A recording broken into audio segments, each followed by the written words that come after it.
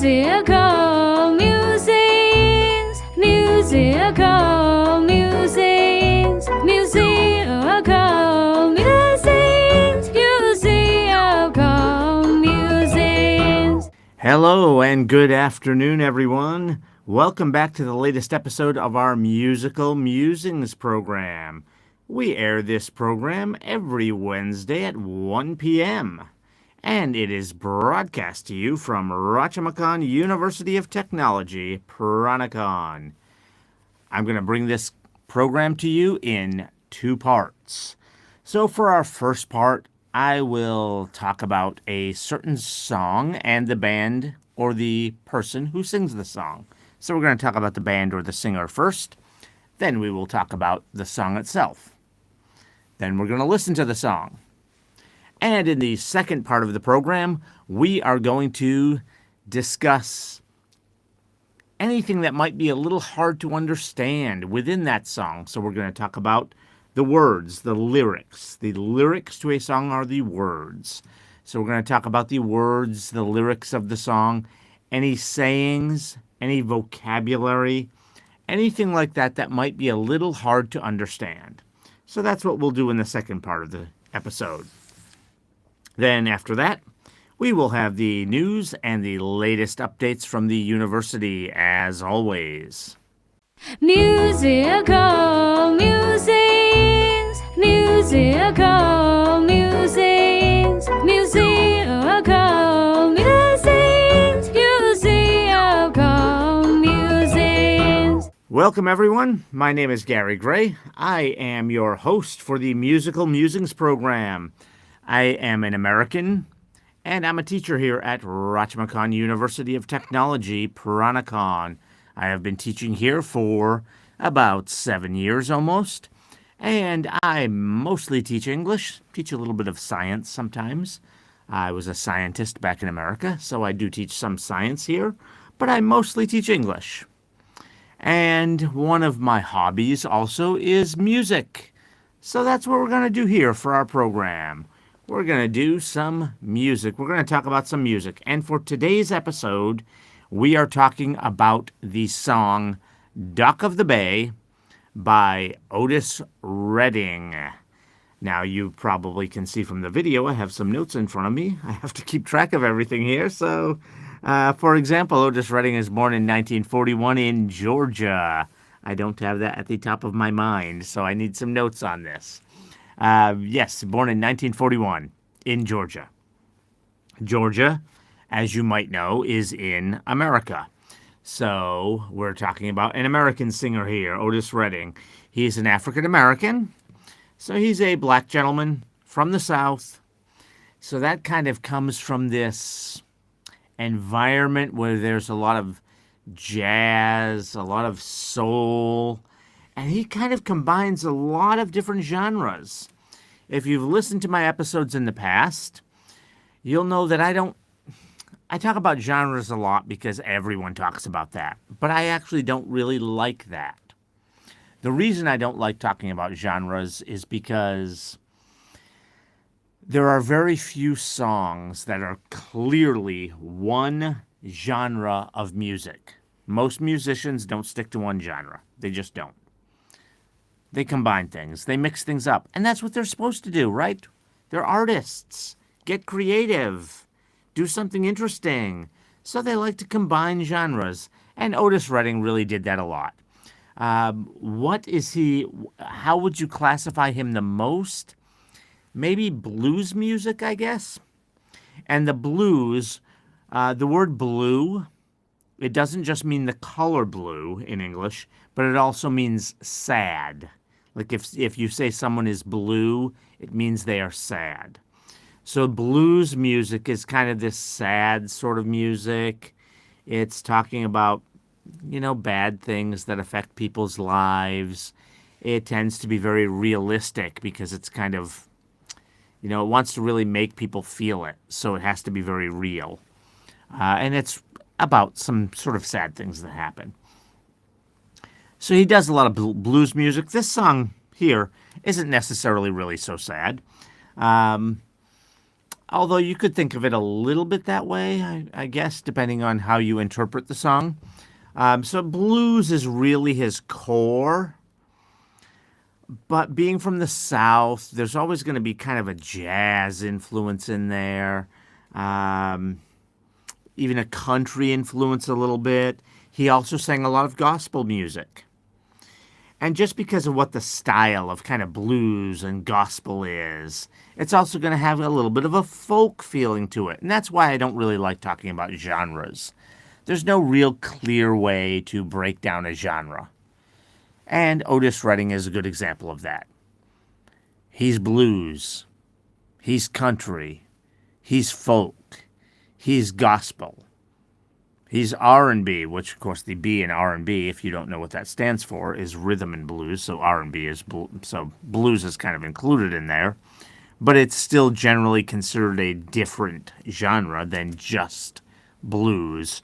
R&B is more kind of a rock and roll style of blues. That's why the rhythm comes in there. So he's kind of all of those things, because he even did do a little bit of rock as well. So you've got all those things combined. So he doesn't really have a straightforward genre.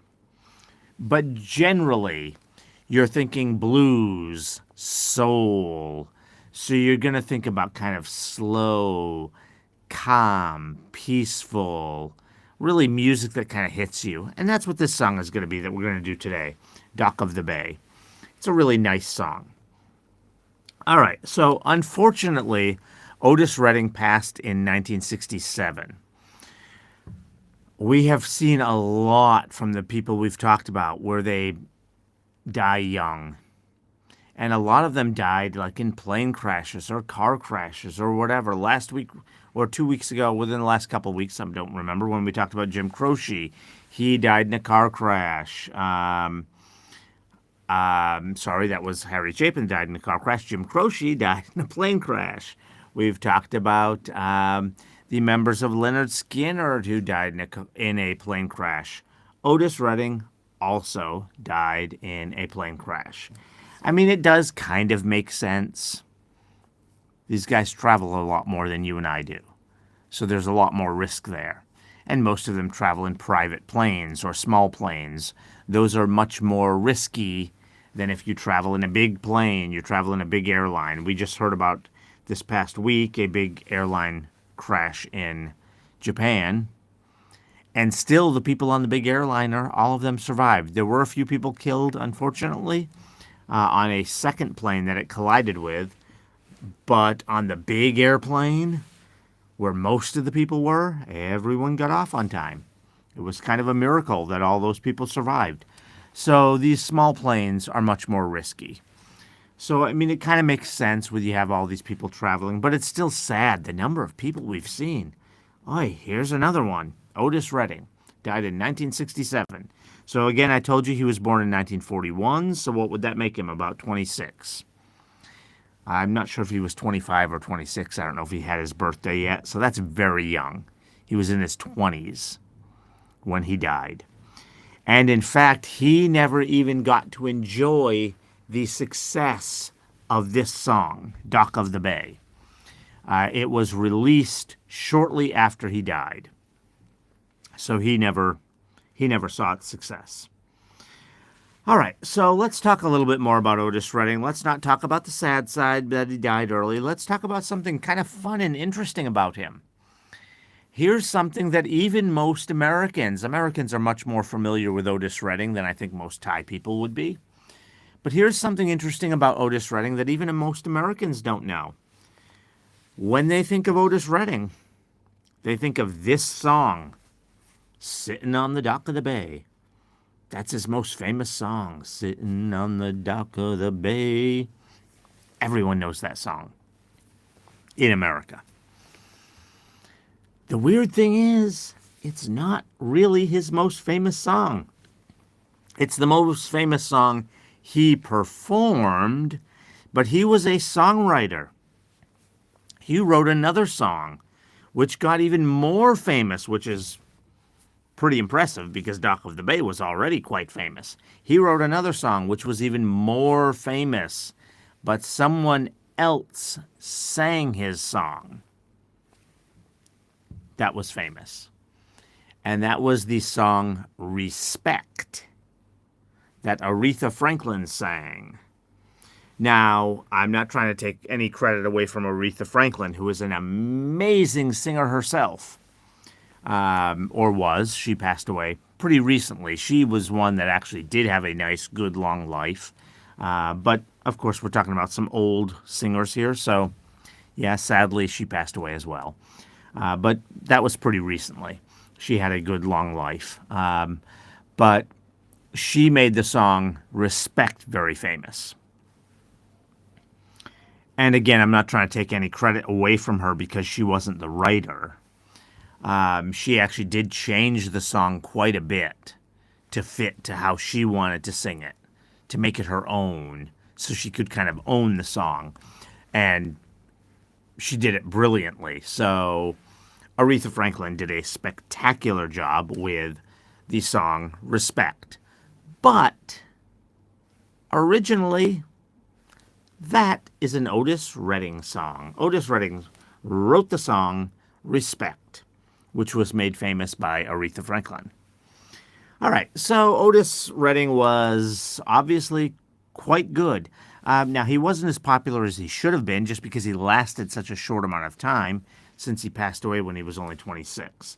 So he really only has a couple of kind of big songs. And like I just explained to you, he's not even really known for one of them. Most Americans don't even know that he wrote Respect by Aretha Franklin. They don't know that. They just assume Aretha wrote it, or maybe she had some other random person who wrote it that she sang it from, whatever. Most people don't know that it was Otis Redding that wrote that song. Okay, so let's get to this song, Dock of the Bay. This is really his most famous song that he performed. It's very simple. It's really just about enjoying life, taking a break. It actually celebrates the idea of wasting time. Now, you think that's probably bad, right? You waste time. Everyone always is very negative about that. Stop wasting time. You're wasting time. Like if you're like one of my students, you show up late for class. You're wasting time. We have things to do for our class. You need to get here on time. You're wasting the class's time. Wasting time is generally thought of as a bad thing. But it's kind of a big deal in certain cultures. When this was written, remember this is a pretty old song. It came out like after he died. I actually don't have in my notes here what year it came out in, but he died in 1967. So I actually think it came out in 68, but it might have been 67. Because it came out right after he died. So it came out in 67 or 68, 1967, 68. Back then, and it's still mostly true today, but some of the numbers have changed a little bit. But back then, in America, America had some of the longest work weeks of anyone in the world. In fact, it's kind of ironic because a lot of people in the world think of Americans as being lazy or whatever. I think it's probably because Americans eat too much, so a lot of them are fat. So we look lazy. I'm an American. I'm too fat. We look lazy. But actually, Americans, if you look at how much they work during a week, Americans have some of the longest work weeks in the world. That's still true today. We are down the list a little bit. We're like in the top 10. I think we're like number 8, number 7, number 9, whatever. But it used to be that we were number 2. Japan was the only country that had longer work weeks than America did. And I don't even think Japan's number 1 now. I think Japan's number 2. I think there's some country in Europe now that's number 1, which is surprising. Europe usually has a lot of free time. But I think there is one country in Europe that has really long work weeks. So right now, they've moved down the list a little bit. But at the time, when this song was written, America was number 1 or number 2. I think we were number 2. I think Japan was number 1. We were number 1 or number 2 in the amount of work that we did per week. So nobody got enough time off. You're working all the time. You're always working. Had very long work weeks. So this song is just celebrating relaxing, taking some time off. That's why it celebrates wasting time. When you think about when you're wasting time, is it really wasted? I mean, sometimes, yeah, probably is. If you're a young person and you're sitting on your phone playing a mobile game in the middle of class, I have some of my students that do that. Yeah, that's probably wasting time. That's not really productive. But if you're just sitting around, relaxing, meditating, talking with your family, that's quality time. That's quality time. That's not really wasting time. And what he talks about in this song, when he talks about wasting time, he's talking about that kind of time by yourself. Because he's talking about sitting on the dock of the bay. So, you're just sitting there near the water, just relaxing, taking some time for yourself. That's not really wasting time. He calls it wasting time because, again, back then, Americans were working more than anyone in the world except maybe the Japanese. So anytime you weren't working during a work day, and he is talking about during the day because he talks about the sun coming up and things like that. I guess it could be the weekend, but, we're probably talking here about a day that you're supposed to be working. So that's why it's wasting time. All right, so again, that's what this song is about. It's about just relaxing, taking time for yourself. And that's why it celebrates the idea of wasting time. It's not really wasting time, like I said. But back then when this song was written, a lot of people would think of that as wasting time. You go out, you're just sitting around, relaxing, by yourself, or maybe with a friend, or whatever. Yeah, you're wasting time. Get to work, get to work. Things we have to do. Things to get done. So, the idea of doing that, just relaxing, kind of there was a bad idea behind that back when this song was written. And that's why it's celebrating it, because it's really actually something good. And in fact, like I just told you, it really wouldn't be wasting time. That's not a waste of time. To give yourself a break, take some time for yourself, take some time for your family, take some time for your friends. There's nothing wrong with that. That's not wasting time. But from when this was written, society would kind of think of it that way. All right, so that's what this song is about. It's about relaxing, taking some time for yourself, enjoying your life. Don't let yourself get too stressed out. That's what the song's about. All right, so we're going to get to the song now. And for any of you who are watching this video right here on YouTube, we cannot show you the video on here. So what you're going to see on the YouTube video is you will see a link in the upper right-hand corner that's going to jump you over to this video. So go check that out. Go check out the video and then just come right back here after you're done with the video over here. And for anyone else who's just listening to our program here, we're going to be able to embed the music and you should be able to hear it. So you will just hear the song coming up. All right, so let's get to the song. Here you go. Here's Dock of the Bay by Otis Redding. Musical musings, musical musings, musical musings, musical musings. Welcome back, everyone. All right, so that's a song about relaxing and just taking time for yourself. So we had a pretty long first part of our program here, so let's try to get through this pretty quickly. These lyrics are pretty easy this week. Sometimes we have some confusing lyrics. This is pretty simple, about taking time for yourself. We do have some words we need to talk about, Some vocabulary might be a little hard. So let's get through it. All right. So it says, sitting in the morning sun. All right. That's easy enough, right? We're just sitting there in the morning sun. So again, remember I told you that maybe it's the weekend, but we're probably talking about a time you're supposed to be working. That's why it's about wasting time. So it's the morning. So the day is just getting started. And you're just going to sit around and do nothing. So you're sitting in the morning sun. I'll be sitting when the evening comes. In other words, he's sitting there the whole day. He is not moving. Watching the ships roll in, then I watch them roll away again. So again, sitting on the dock of the bay. A bay is an area of water. In case you don't know this, a bay is an area of water really connected to the ocean. That's why you can have ships. Ships are a big boat, so you can have big boats coming in there. You can have ships. So the ships roll in and they roll away again. The ships come in, maybe they're dropping off some cargo, whatever they're doing, and then they leave to go to their next place. So he's just sitting there, watching the ships roll in and watch them roll away again.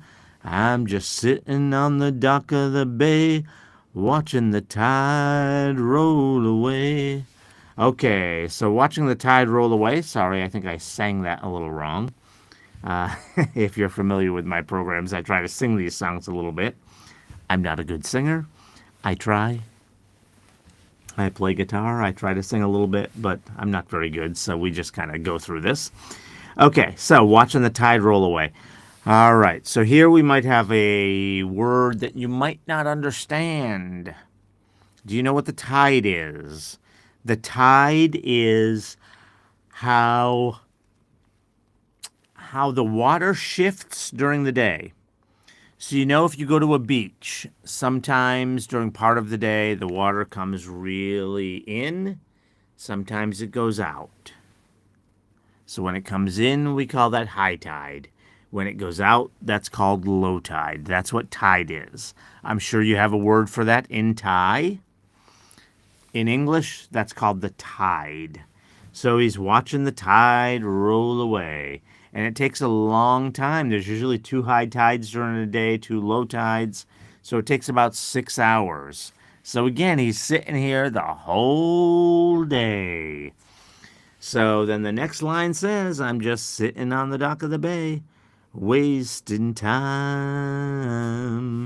So yeah, he's just sitting there wasting time, spending his whole day there. Watches the tide roll away. Again, that's going to take at least 6 hours. He watched the ships roll in, watched them roll away again. He's sitting in the morning sun, sitting till the evening comes, the whole thing, the whole day. He's there all day long, wasting time. Okay, then we get to the next verse. I left my home in Georgia, headed for the Frisco Bay, 'cause I had nothing to live for. Looked like nothing's gonna come my way. Okay, so that part is a little bit sad, right? We get maybe into a little bit of the blues here. I got nothing to live for. Nothing's gonna come my way. That's kind of sad, right? All right, so he left his home in Georgia, headed for the Frisco Bay. Frisco Bay. You probably don't know what that is, right? What's Frisco Bay? What does that mean? Okay, most of you probably are familiar with the city of San Francisco, California. That's the Frisco Bay. Frisco Bay is just short for that. There's water there, kind of comes up into a bay. Again, a bay is kind of an area of water that breaks off from the ocean where ships can come into. It's kind of protected from the wind and storms and things like that. So that's why the ships like to go in there. So it's very, they're very, I was going to say famous, but I should say, or popular, but it's more that they're just very active. They're very useful. So they're used a lot. So they're very important, the bays, because the ships can get in there safely when they have to deliver stuff, things like that. And in San Francisco, they have a bay like that, and it's called the San Francisco Bay. And so we just have a short word for it, and we call it the Frisco Bay. That's just short name for it, like a nickname. So he and Georgia is on one side of the country in the U.S., and San Francisco's on the other side. So clearly he's looking for something different. And that's why he then goes on to say, I had nothing to live for. Looks like nothing's going to come my way. All right, so again, remember, this is an old song. It's like from the 1960s. And remember that Otis Redding is an African-American gentleman. So when this song was written, actually exactly when this song was written was probably after we had a big civil rights movement, but it was really close.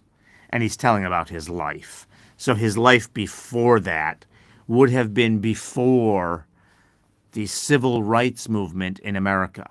And what that means, what the civil rights movement was, is it gave a lot of equal protection to people who were different minorities, like black people. Didn't just have to be black people, could be Asian people, like Thai people as well. But mostly just because of who was living in America at the time, it was mostly black people. So Otis Redding, growing up, especially in the southern part of the United States, which is where Georgia is, would not have been treated equally. So it's hard for him to get a good education. It's hard for him to get a good job. And that's why he says, I got nothing to live for. Don't have a good life. Can't get a good job. Can't get a good education. What the heck am I going to do? Looks like nothing's going to come my way. So he heads out to San Francisco. California was not as bad as the southern part of the U.S. Still difficult. They didn't have the laws in place yet to protect people who were minorities, but some states did treat people a little bit better. California was one of them. So he heads out to Frisco Bay. Okay, so we continue. It looks like nothing's gonna come my way, so I'm just gonna sit on the dock of the bay, watching the tide roll away. I'm just sitting on the dock of the bay, wasting time. So he's sitting on the dock of the bay on Frisco Bay. Now, the only thing that's kind of still a little bit sad about this is he says he's got nothing to live for and looks like nothing's going to come my way. Now, when we read further in this song, it sounds like he's talking about when he's in San Francisco. So he's already made the move to have a better life. And it's still nothing's going to come his way. And that's probably true for a lot of folks who are maybe African Americans or other minorities. Even you go to California, you're going to be treated better, that's for sure. But still, like I said, those laws aren't in place. It's still not easy. Still not easy. Okay, and in fact, it goes on to say that. Looks like nothing's going to change. Everything still remains the same. Those are the next couple of lines to the song. So it's no different out there. And then it continues on. I can't do what 10 people tell me to do. I can't sing that properly. That's a kind of like a section of the song we call the bridge. I always forget exactly how that goes. I can't do what 10 people tell me to do. It's almost spoken. So I guess I'll remain the same. Sitting here resting my bones, and this loneliness won't leave me alone. Okay, all right, so here's actually a saying we have in English that might be hard to understand. It says, resting my bones. Well, I mean, your bones, what does that mean? When you say you're resting your bones, it just means you're resting. That's all it means. It just means you're resting. It's just a cute saying. You're just relaxing. That's all that means. Sitting here resting my bones. He's just resting. Okay, sitting here resting my bones, and this loneliness won't leave me alone. When you want someone to leave you alone, it means you want them to go away. So when he says this loneliness won't leave me alone, it means the loneliness doesn't go away. So he's all by himself. And that makes sense from this song. It sounds like, it doesn't really say it, but it sounds like he went out to San Francisco by himself, right? Left my home in Georgia, headed for the Frisco Bay. Sounds like he just went by himself. Doesn't say so. Could have gone there with family, maybe, possibly. But sounds like he went there by himself. So now he gets there, and he's still by himself. So the loneliness won't leave him alone. All right, and we continue. 2,000 miles I roam just to make this dock my home. Now I'm just going to sit on the dock of the bay, watching the tide roll away. Sitting on the dock of the bay, wasting time. Okay, and that's the end of the song right there. So 2,000 miles I roam. To roam, okay, difficult vocabulary word there. It's a short word, R-O-A-M, but we don't use it that often, so you might not have heard of it. To roam means that you're wandering. It means you're going somewhere, but maybe slowly, relaxed, kind of taking your time, getting there. And so 2,000 miles, that's kind of like the distance between Georgia and San Francisco. It's actually more like 3,000 miles. He should have said 3,000 miles I roam. It wouldn't change the song very much, but okay, whatever. 2,000 miles I roam. And he says, just to make this dock my home. So, he's moving there trying to find something new. And all he ends up is at the dock. So he's really not any better off. He's just sitting there. But there's still, again, some positivity to this song. Again, this is the blues in him coming through. Remember, I told you he's kind of a blues singer? So it's got to be a little bit sad, 2,000 miles I roam just to make this dock my home. So he travels 2,000 miles, and he's no better off. Just like it said earlier in this song where it says, looks like nothing's going to change. Everything still remains the same. But if you listen to this song, you kind of feel a happiness in it. It doesn't feel like a sad song, even though it's kind of slow and everything. The type of music they use, for example, a lot of sad songs will use what's called a minor key. I'm not sure if you know what that means, but using a lot of minor chords and things like that, it kind of gives a sad sound to a song. This song doesn't do that. I don't know what the chords are in this song. I can't tell you that there's no minor chords. In fact, I think in that little bridge part there probably is. But mostly, at least, no. And so it kind of has a positive feel to the song. And you can feel it when he sings it, when he says, just sitting on the dock of the bay watching the tide roll in. It sounds like he's enjoying himself. Just relaxing.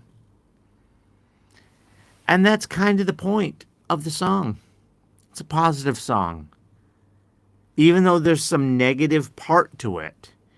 Georgia was tough. Black person growing up in Georgia in the 1950s and 1960s. He was born in, 1941. The civil rights stuff happened in America in the middle of the 1960s, like right before this song was written. So Otis Redding himself grew up almost 100% before that, where it wasn't equal. They even had segregation in the South at the time. What that word means is, for example, you can't even use the same bathrooms, the same water fountains. Some restaurants, you couldn't even go into a restaurant or a store if you were black. I mean, that's how bad it was. So it was really not very nice for black people in America before the middle of the 1960s, which is right before this song was done. Otis Redding was black. Georgia's in the South. That's where he grew up. So he's trying to escape this. He's going to California, going to San Francisco, trying to get a better life. He gets there, and he finds it's not any easier, really. He probably is treated better. That's probably true. But life still isn't easy. But what he discovers, and this is the positive part of the song, what he discovers is that it's okay. He's just sitting by the dock of the bay, watching the tide roll away. So he's still able to enjoy his life. And that's really what this song is about. All right, so that's it for this song. And as I told you, it was released right before he died, which makes it kind of sad because he never saw its success. And he really is one of the most underrated musicians. This is really the only famous song he had because he died when he was only 25 or 26 years old. So, I mean, it just wasn't around that long. And he did have other musical contributions that even a lot of people who know American music don't realize. Like I mentioned, the song by Aretha Franklin, Respect. That's his song. And like I said in the first part of our program, I'm not trying to take anything away from Aretha. She's a fabulous singer. She is magical. And she did change the song to fit her style. So she did a lot of work. Her, any of her assistants, her producers, whatever, they put a lot of work in there to make it their own. So I'm not taking anything away from them. I'm not saying they don't deserve a lot of credit. But ultimately, she does not do that song if Otis Redding doesn't write the song. And that's probably her most famous song. She does have some other big songs because she's a very famous performer, or was. Like I said, she did pass recently. But that's probably her most famous. That's probably her most famous. In fact, Aretha Franklin was in a very funny movie called The Blues Brothers, which, even though it's a funny movie, they kind of seriously incorporated a lot of different musicians. There's a lot of musicians in there. Aretha Franklin's in that movie, and she sings Respect, which is what, like I said, that's what she's most famous for. That is Otis Redding's song. He's got to be one of the most underappreciated musicians in America. He is just incredible. But unfortunately, he died so young that, like I said, nobody really knows it. So a lot of Americans don't even know that he wrote the song Respect. They just think it came from Aretha Franklin. It's his song. That's his song. He wrote it. And so Dock of the Bay, Respect, that's only 2 songs, so still doesn't sound that great, right? But again, he died when he was 25 or 26. How much time did he have to come up with 2 massive hits in America? 2 songs that everyone from America still knows, even young people in America. If you played Dock of the Bay or you played Respect to an 18-year-old in America right now, they may not know all the words. Maybe they won't even like it because that's not the style anymore. They'll know it. They'll recognize it. Like, oh, yeah, just sitting on the dock of the bay, wasting time. Okay, yeah. Or Respect, R-E-S-P-E-C-T.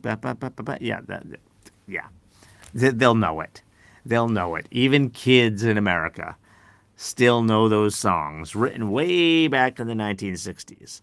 So Otis Redding was phenomenal. One of the best musicians maybe ever, but he'll never reach that. Like if you see people ranking musicians, he'll never be way up there. He still might be pretty high. He might make the list. If the list is long enough, like the top 50 or top 100, he'll probably be on there. But he's never going to make the top 10, but that's just because he didn't have enough time. It's not that he wasn't that good. He didn't have enough time. He died when he was 25 or 26 years old. All right, so I would encourage you to go check out some of his other music. I usually try to point out to you some other really popular songs by these musicians. Unfortunately, again, because he died so young, I don't know. I mean, there's a couple other songs he had that were pretty popular, but there's not another like really great one that I can point you to.